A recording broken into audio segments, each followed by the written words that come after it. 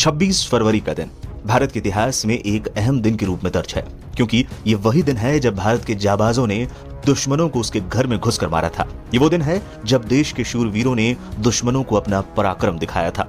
ये वो दिन है जब देश के वीर सपूतों ने आतंकियों के खूनी खेल का मुंहतोड़ जवाब दिया था। दरअसल 14 फरवरी 2019 को पाकिस्तान के सहयोग से जैश-ए-मोहम्मद के आतंकियों ने कश्मीर के पुलवामा में भीषण आईईडी ब्लास्ट कर सीआरपीएफ के 40 जवानों को शहीद कर दिया था। आतंकियों के इस कायराना हमले से पूरा देश दहल उठा था। देश भर में लोग सड़क पर आकर पाकिस्तान से बदला लेने की मांग करने लगे थे। देश भर में गम और गुस्से का ऐसा गुबार था जिसे नजरअंदाज नहीं किया जा सकता था। पाकिस्तान को इसकी कीमत चुकानी थी।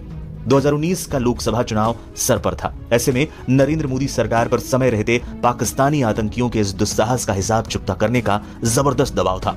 पीएम मोदी खुद इस घटना से काफी भावुक और गुस्से में थे। ऐसे में उन्होंने एक जनसभा में पाकिस्तान को साफ संकेत दे दिया कि उसने बहुत बड़ी गलती कर दी है, जिसकी कीमत उसे हर हाल में चुकानी होगी। उन्होंने बदला लेने के लिए सेना को फ्री हैंड तक दे दिया। समय, स्थान और वक्त तय करना अब सेना का काम था। अब बारी थी भारतीय शूरवीरों को अपने पराक्रम से दुश्मनों को आगाह करने की। भारत ने उन 40 शहीद जवानों के परिजनों के आंसू का बदला लेने के लिए बालाकोट में आतंकियों के अड्डे पर बम बरसाने का बेहद ही सीक्रेट प्लान बनाया। ऑपरेशन का समय नजदीक आने पर वायुसेना ने 22 फरवरी 2019 को रिहर्सल शुरू कर दी। हमले को अंजाम देने के लिए वायुसेना ने अपने 1 स्क्वाड्रन टाइगर्स और 7 स्क्वाड्रन बैटल एक्सेस को लगाया था। इस मिशन के लिए मिराज स्क्वाड्रन के 12 जेट को तैयार रहने के निर्देश दिए गए थे। वायुसेना ने 24 फरवरी को मिशन का ट्रायल किया, जिसमें सफलता मिलने के बाद 26 फरवरी को मिशन को ऑपरेशन करने का प्लान बनाया गया।